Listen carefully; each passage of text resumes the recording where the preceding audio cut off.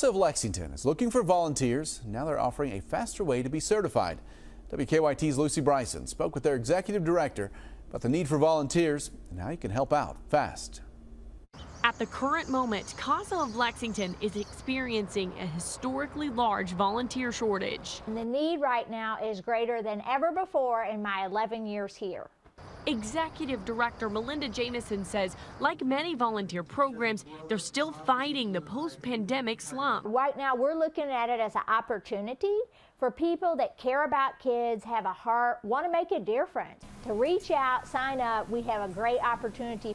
Before becoming a volunteer, you have to pass a 30-hour training course. Today, Lexington and Garrett County started their fast-track course for a handful of individuals with a heart to help. They'll finish the whole 30 hours in 5 days. We call this our condensed training, and it's not great for everyone, but for those that are maybe retired or don't work in the daytime, it's a great opportunity to do it in 1 week.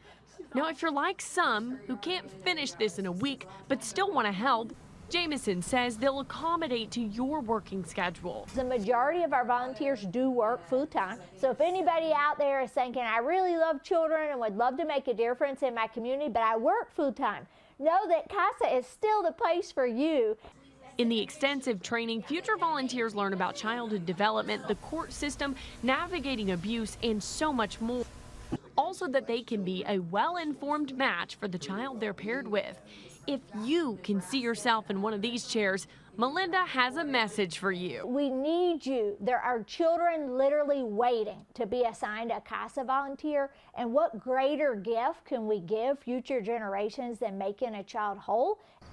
In Lexington, I'm Lucy Bryson, WKYT.